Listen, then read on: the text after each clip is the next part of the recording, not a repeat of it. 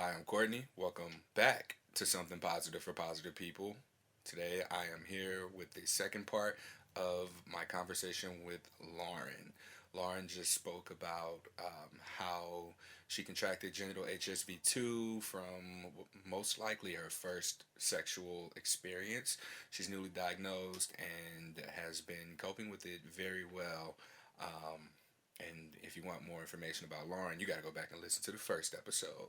So, Lauren, here I want us to more so, we didn't go into too many details in the last episode around your partners and what that situation was. So, here's the opportunity for you to go into it in more detail because what we want for listeners to be able to take away from here is more of like how your experience, or I'm sorry, not your experience, how contracting herpes your first time has affected you or how you perceive sex. I probably should have written down that statement because that was very confusing. But go on into it.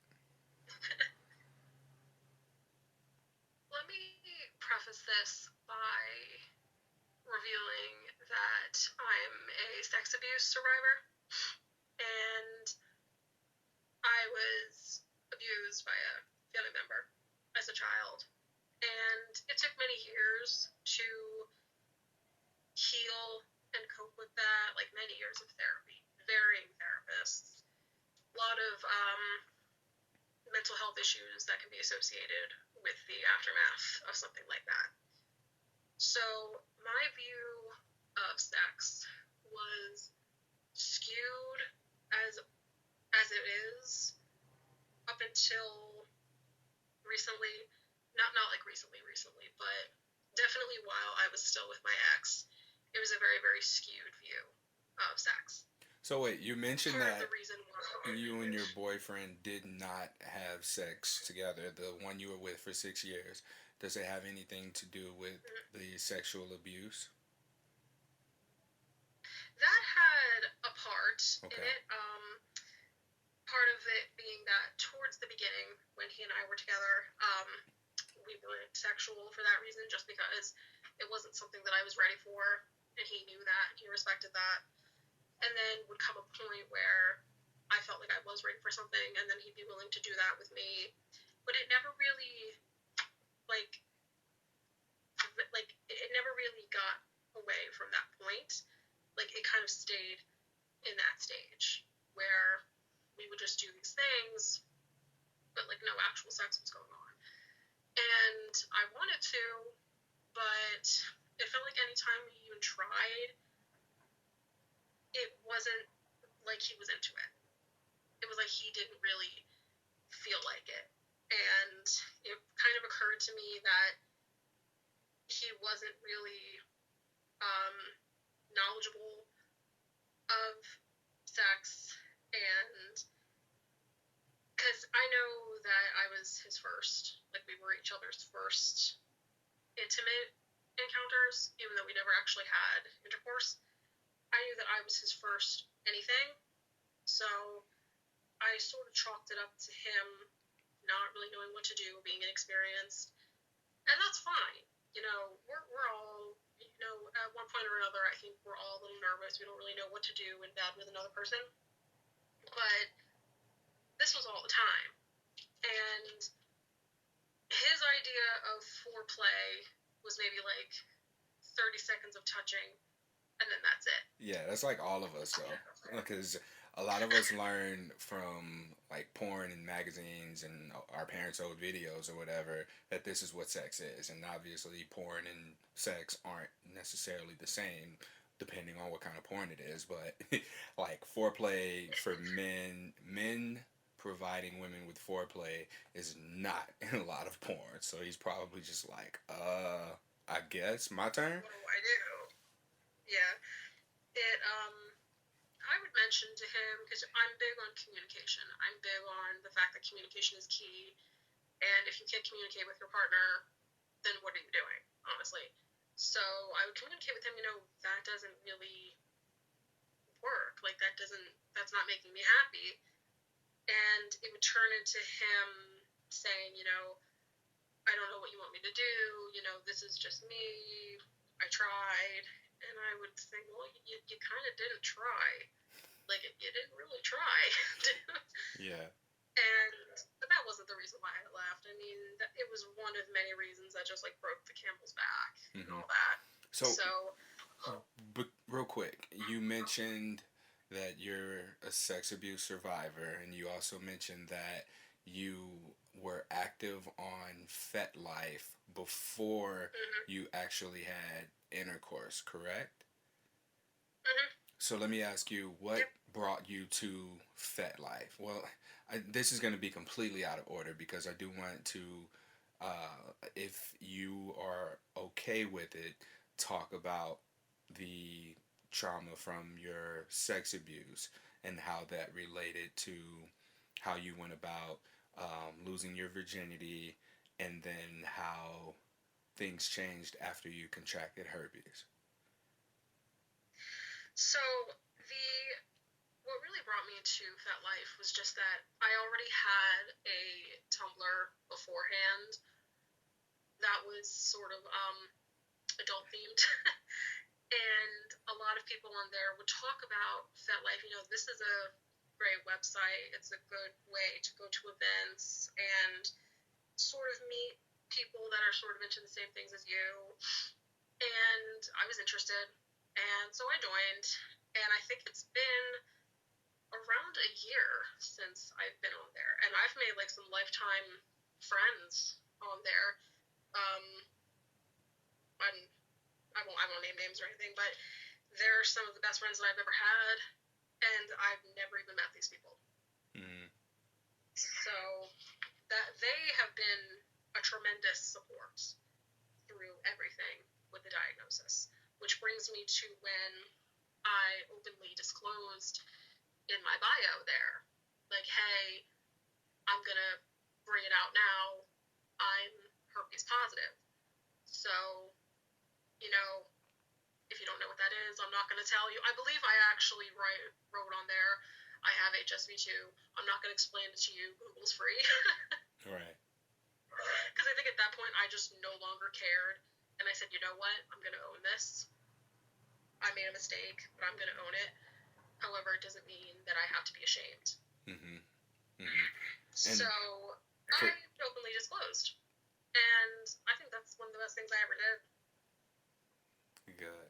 And what got you into FetLife other than Tumblr? I mean, you had an adult themed page on Tumblr, but considering being a sex abuse survivor, I would make the assumption that you would want nothing to do with sex. Is that inaccurate? And a lot of people do. A lot of people do make those assumptions, and I think that a lot of people would believe that people who are sex abuse survivors, and it does happen, a lot of people just absolutely don't want anything to do with sex. I know that there are people who are like that, but sex doesn't have to be something that you're ashamed of, and it shouldn't, well, let me put it this way, no child should be having a sexual experience at all. No. So for the first sexual experience to be with someone who is older than you and has power over you and threatens you, that does things to your child mind that your child mind is not mature enough to handle. That causes so many problems: depression, anxiety, self-harm, all this list of things that could go wrong. And sometimes these survivors associate sex with this negative thing that happened to them. And it's completely understandable. I completely get it, because that's how I lived pretty much all throughout my life up until my early 20s being now. Because I had just really started to accept my body for what it was and accept my sexuality for what it was. And I definitely knew from early childhood that some something up here in my head was vaguely aware, or acutely aware, really, of sex. Let's put it this way. I was that weird kid who would play kidnap games with her Barbies. And, like... I didn't even know that was a thing. I was one of those weird kids. And my mom caught me, like, several times. Is that how she found out about the sexual abuse, or was this another way? That happened, I think, before, during, and after the abuse. I think my mind became aware of sex at a very early age, and then after the abuse, I didn't know what to make of it, but for a child, the only way that you can express that, I think, is to act it out, which is why you hear so many stories of children who behave inappropriately and sexually towards family members because they're expressing what was done to them. Like, maybe there's a case study of a little girl who was abused by an older family member, and there's a party one day, and people catch her behaving inappropriately in a sexual way towards another family member, because that's the only way that the child's mind can display or really comprehend what's going on to them. And then that's, I think, part of the reason why a lot of people who are sexual abusers were victims themselves. So I think in my mind, it brought me to a place where I didn't really know what to do or who to turn to, and I got curious about sex. Mm-hmm. And I always was, on some level, curious. So I took to porn at a very young age. Very young age. I don't even remember how old I was. Very young age. And I don't know, I guess it gets younger and younger these days with children developing, and it sucks. But I began developing at a very, very young age. And it put me in this limbo of not even a child anymore and becoming a woman, but also got me horrifically confused about my sexuality. Because when I felt like my body was being taken from me, I was still a child, but immediately I was thrust right into puberty. I mean, we're talking I was 8, 9 years old, and I'm being thrust into puberty, and now all of a sudden I'm a woman, I'm menstruating, I don't know what to do with myself, and then that came rapid weight gain because I'm an overeater. So that became weight gain.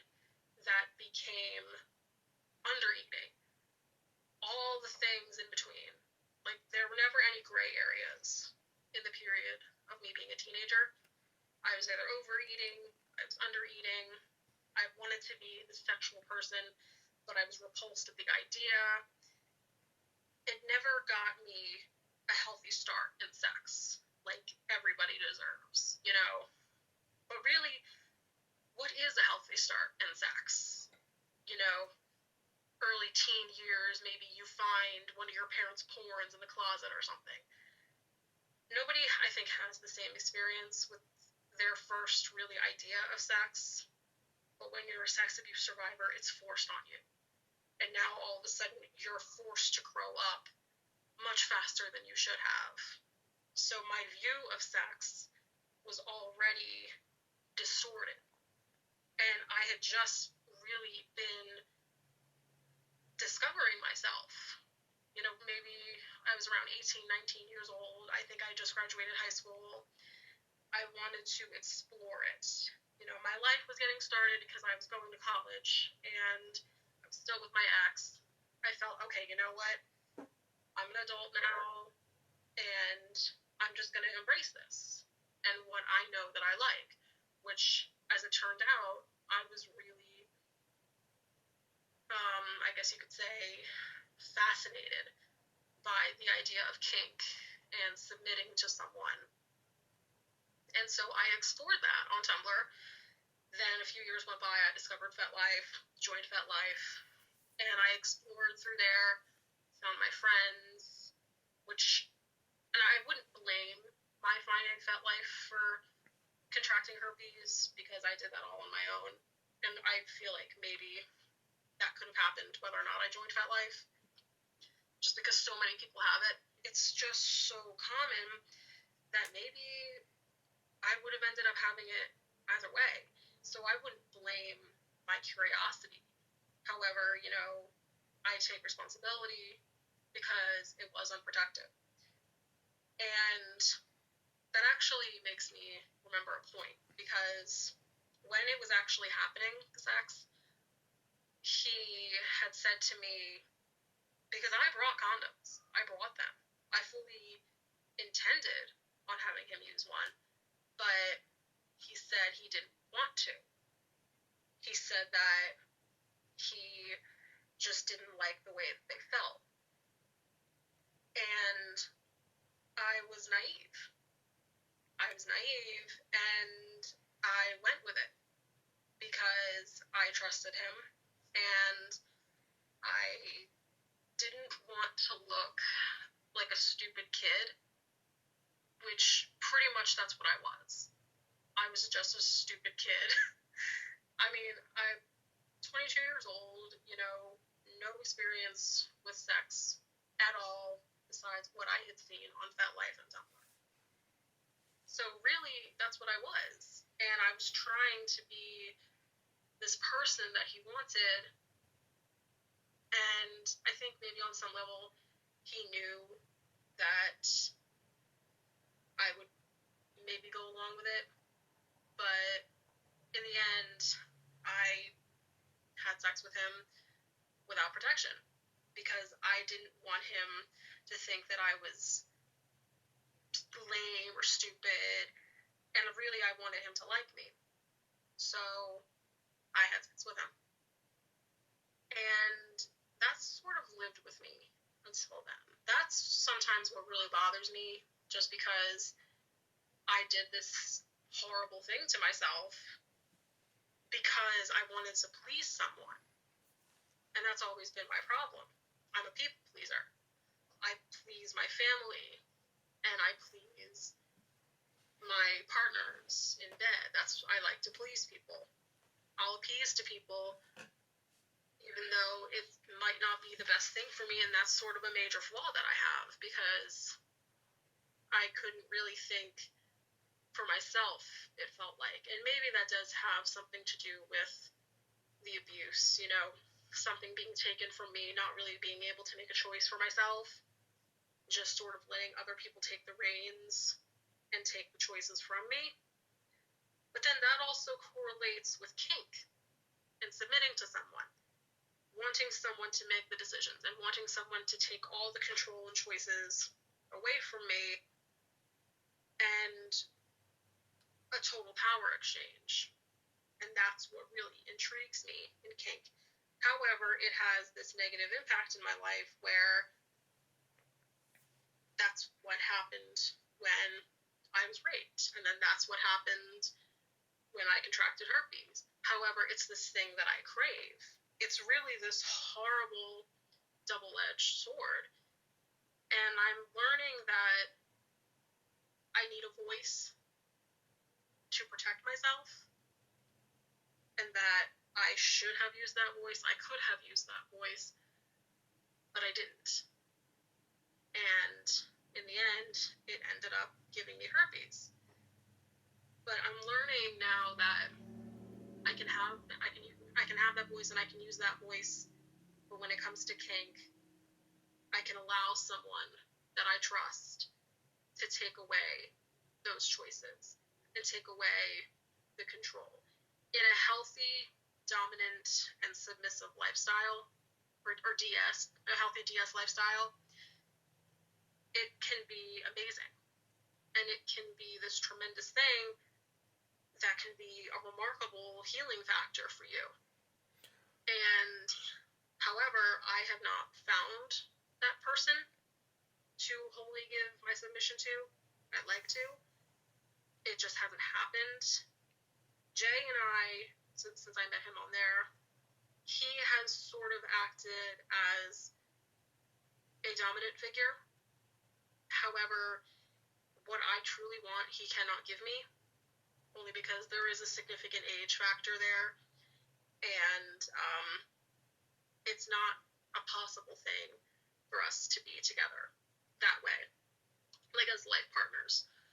And he acknowledges this, and I acknowledge this, but he's told me in the past that he doesn't want me alone in the world, and he doesn't want me to be by myself and unkept, I believe is what he said. He wants to protect me, and he wants me to be safe, and so he does that in the best way that he can right now, which is, we talk every day, and I see him maybe a few times a week, and we're intimate, and in his arms I feel safe.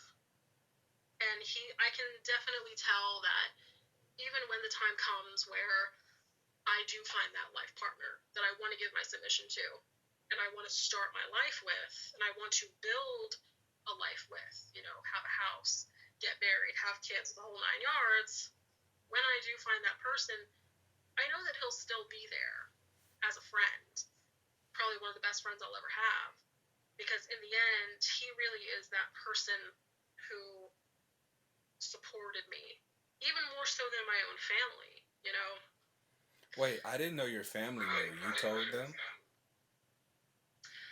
I wanted to tell at least my mother. And that's another question I think somebody might have asked on the Facebook group. I don't remember exactly what it said. And a couple other people, like my friends, they've asked me this too. They said, wait, did you tell your family? Or really, should you tell your family? And I thought about not telling my mother. However, I wanted to, just because my mom is a nurse, soon to be doctor, because she's in the process of getting her doctorate, and she works for a university teaching nursing. I wanted her to know because, number one, that's my mom. I can't lie to my mom, okay? I'm not gonna. It's not possible. Your mom is gonna find out one way or the other. There's no lying. So I wanted to tell her. She knew that I was at the gynecologist. She already knew. And so I didn't want to just come home and tell her, oh, it's a yeast infection or a UTI. Because I knew that she would see through me. But really, I just wanted her opinion. My mother's opinion means everything to me. And she's the most important person in my life. There was that reason. And then also for insurance purposes, I'm not 100% how that works, but I am still kind of under her insurance. I don't want it to somehow get back to her secretly one day. Oh, by the way, someone in your household has Valtrex. Again, I don't know how that works, but I figured at some point she would put two and two together. I think a nurse knows what Valtrex is for. So there was that.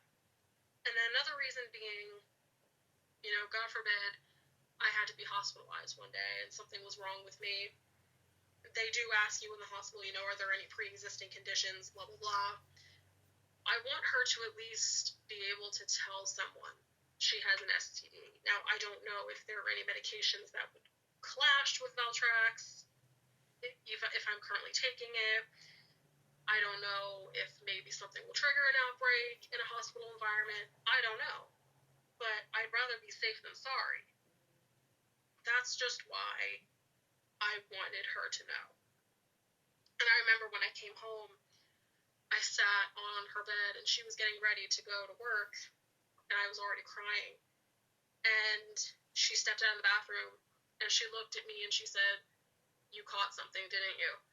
And I just started crying. I said, "I'm sorry. I'm so sorry. I will never forgive myself." And she's like, hey, listen. We're going to get through this. It's not the end of the world. You're not going to die. We're fine. I'll call someone. We'll get you some help. We'll make sure that you have your cyclovir when you need it. It's going to be fine. I think that was the typical medical response. However, the motherly response was, what did you do? Which I think that's normal. But I know a lot of people who have it have said to me, they were met with much disapproval, and it's sad. It really is sad because that's your mom, and I feel like she should be there for you no matter what. I mean, I don't know what you told your parents, but Oh, I told my parents. I said, "What the fuck?" It was my mom and my grandmother. My grandmother just happens to be a nurse, and I remember waking up. I had chills, body aches, and a fever. I was hot. I was cold, and I went to the bathroom. When I touched my penis, I was like, "What's that?" And I looked down, and that's when I was just like, "What the fuck?" And I had my mom take me to urgent care. So that conversation was very, very easy and not thought through at all. And my grandmother's a nurse, so obviously I told her. But the response that I got was, I mean, they were ready to kill who they thought it came from. I was like, hey, I don't know, I don't know. So that was that. But real quick, what I gathered from, and I didn't want to interrupt you earlier, so we're going back a little bit when I say this, but I want to make sure that I'm following correctly and that the listeners are following correctly.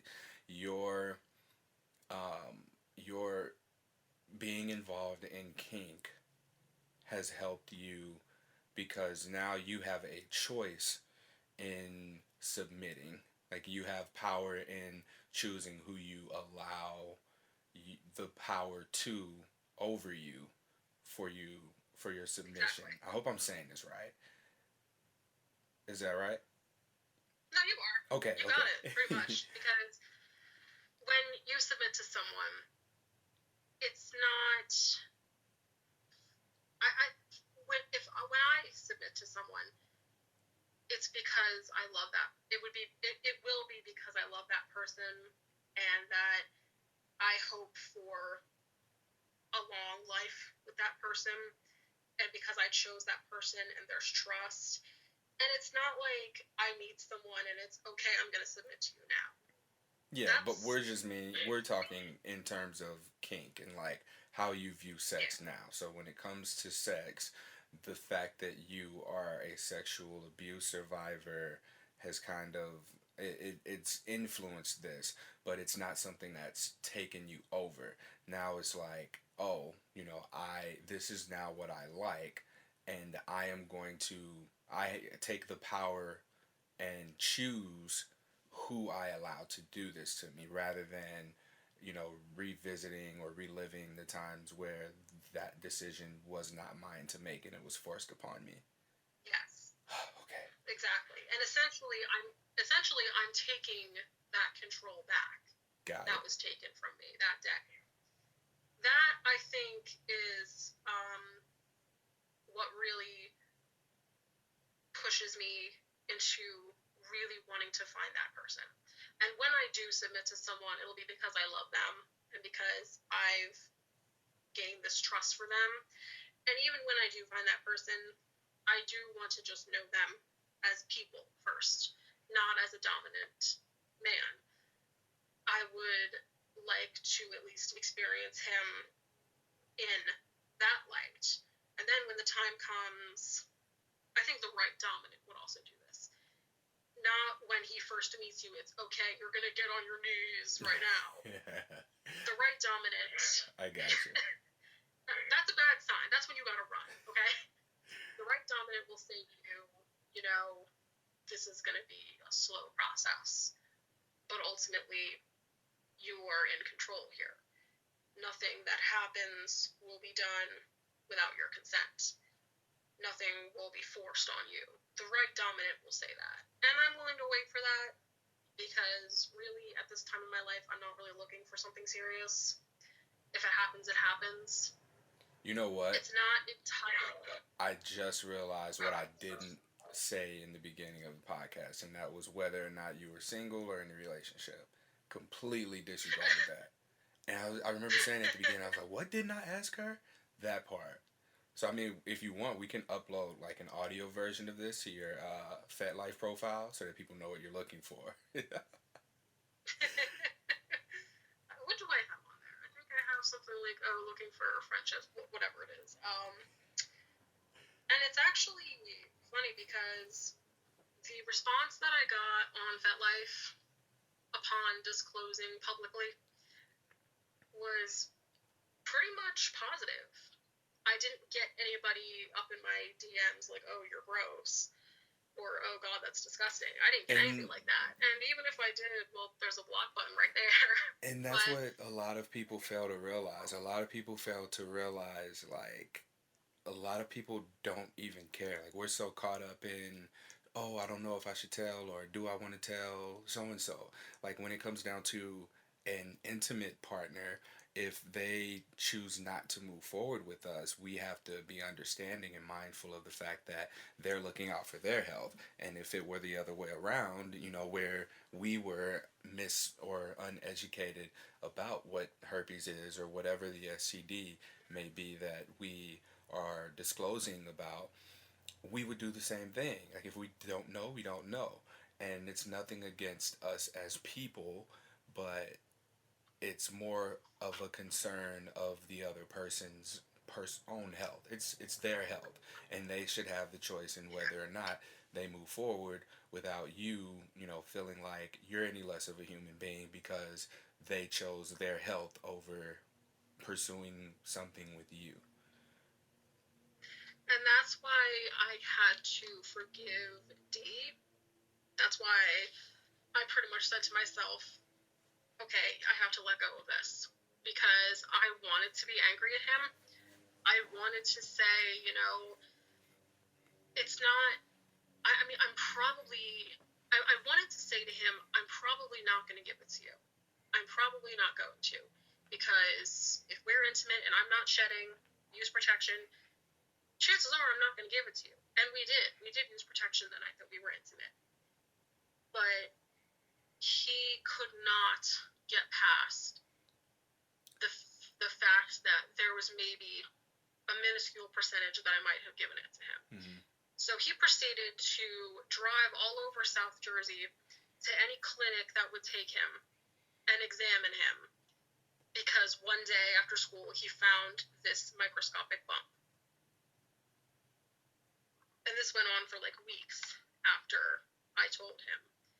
And he got so paranoid and just so sick with worry that I might have given it to him that at some point I just had to say to him, stop.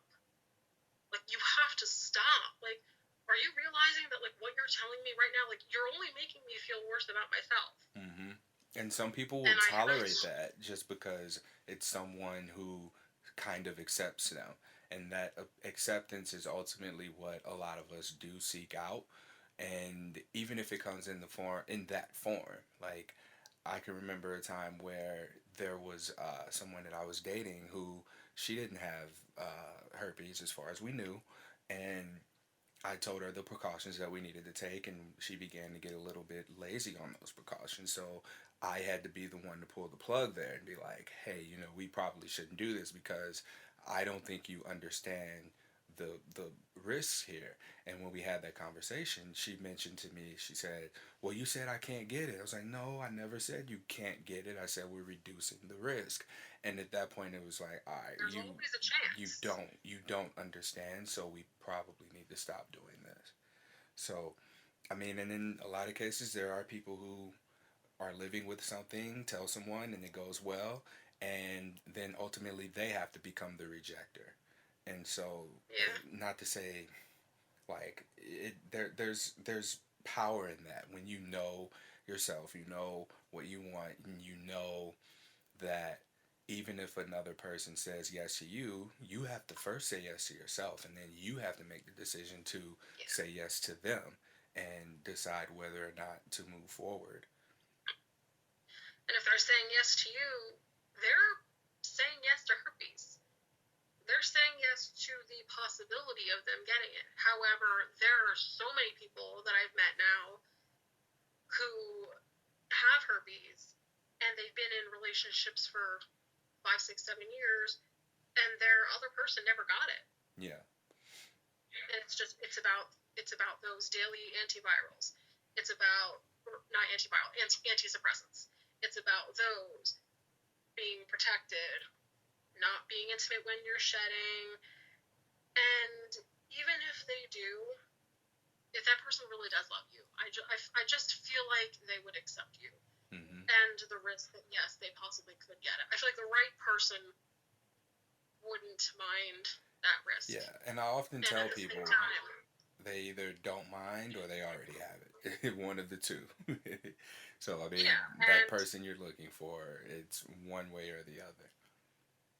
yeah, so really, I ultimately just forgave him because that was his choice. I wasn't going to force him to be with me. You can't force somebody to love you and to be intimate with you or be okay with the fact that you have an STD.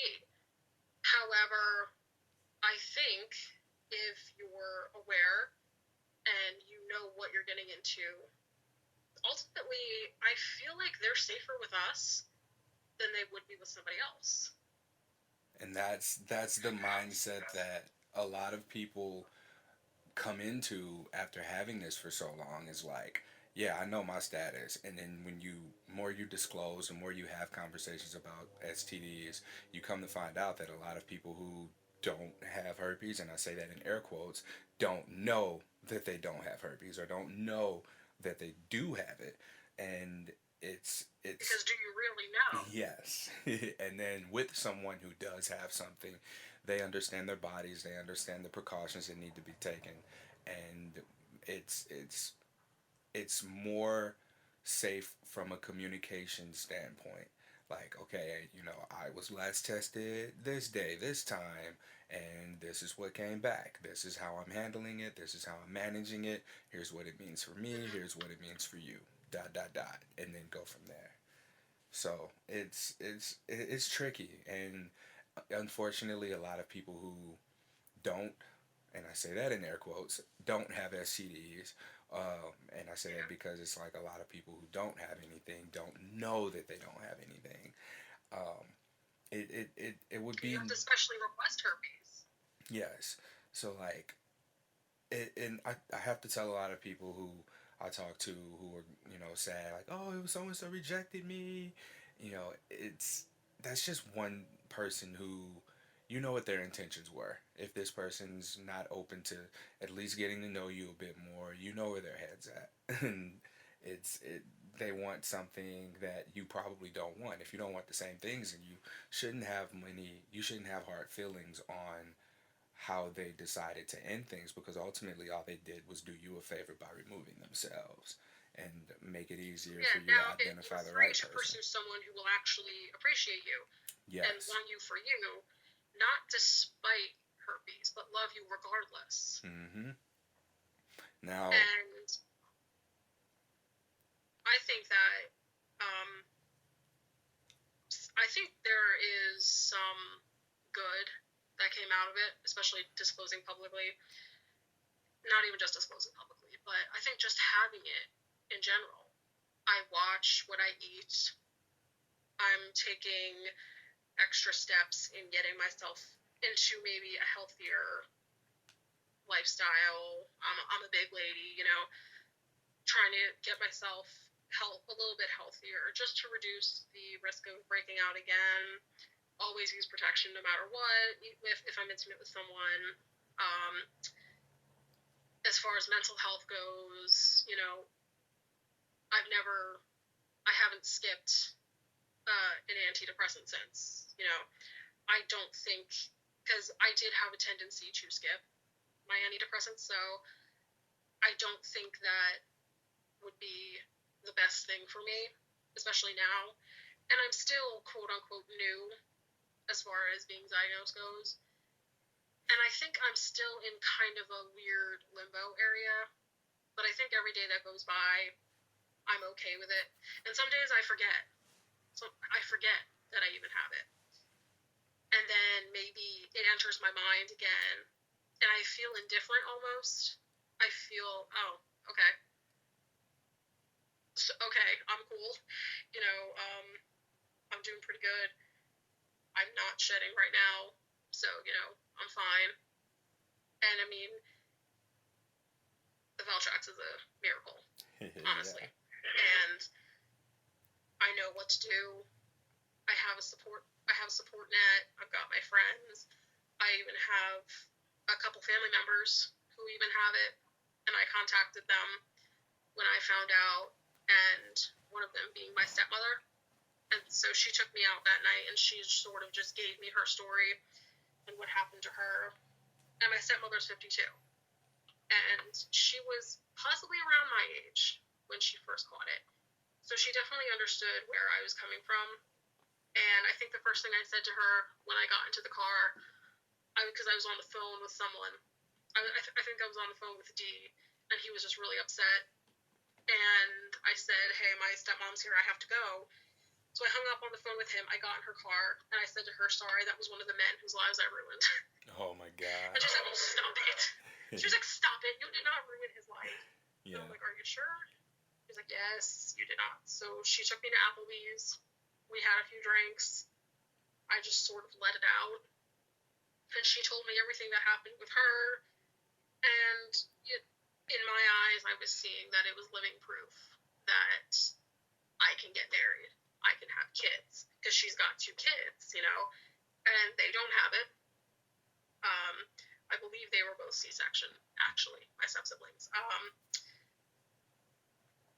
Because I believe she was shedding both times, she told me. But she says even now she sheds maybe once a year, if even that. And she knows when it's coming. She gets the antibiotics. She's good to go. Yeah. And it made me feel a lot better. So since then, especially after meeting with the nurse at my doctor's office that one day, seeing a medical professional from that point of view, and then even some people on FetLife have come to me saying, oh yeah, I've got it too, I've met people on there who have it, and it sort of just keeps building, I feel like. And each time that it builds, it makes, I think with the more people that you meet, it makes you feel a little bit less alone. And you don't have to go through this alone. You shouldn't go through this alone, I don't think. Yeah. Not in the mindset that you're in when you first find out, and certainly not by yourself. Mm-hmm. I don't think that it's healthy. I definitely urge anybody listening to this right now, if you're newly diagnosed like me, or even if you've had it for a while and you've been going through this alone, I urge you to get yourself some help, whether that means talking to a therapist, and maybe therapy doesn't work out for you, that's fine. Get yourself into a support group. Contact Courtney. He knows what he's talking about. He knows where you can go. He knows how you can get yourself in contact with people who've had it. I just don't think that I don't think there's safety in being alone when you're newly diagnosed. And I think that you're vulnerable, but not in a good way.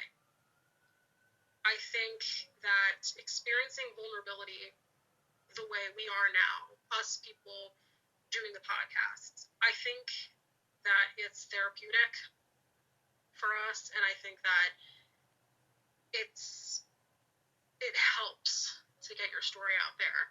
And honestly, the longer that I read about it, the more I realize that the American public school system failed us, okay?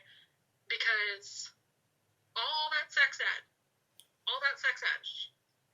and I guarantee you that someone's going to tell you, oh, I didn't know you could get herpes that way. I promise you. Because I even had someone say to me the other day, because I told him, yes, you can use protection, but you can still get it. And I even gave him some examples. You know, a man, you're a woman, you're having sex with a man, and he has a sore on one of his testicles. That's going to touch you. Now you've got it. You know, you can't put a condom on someone's testicles. Or can You you? can't. Or can you? The question is it comfortable? Yeah. Yeah, you can use dental dams. They're not 100% effective, though. They just reduce the risk. You can use dental dams. The bottom line is it's a skin infection, not necessarily transmitted by fluids. So yes, you can still get it. Promise you, someone will say to you, "Oh, I didn't know that." Yeah. And I mean, that's a whole separate show itself, and one that I would like to get someone in a position where we can hopefully see some sort of a change in the American public school system to where sex ed isn't a scare tactic where it's like, if you have sex and get an STD, this is what your genitals are going to look like. So I mean, there's something else I can work on. I think I'm glad you brought that up. I'll see what I can do to maybe get some sort of a sex educator on here and see how we can go about getting the education needed, because I feel like everything starts at home. Everything starts at home, and then, we spend a lot of as children, spend a lot of time at school. And if we're supposed to take what we learn at school about sex and apply that to real life, the parents have to have some sort of responsibility in this as well. So we'll see what we can do. And thank you, Lauren, for coming on and sharing your story.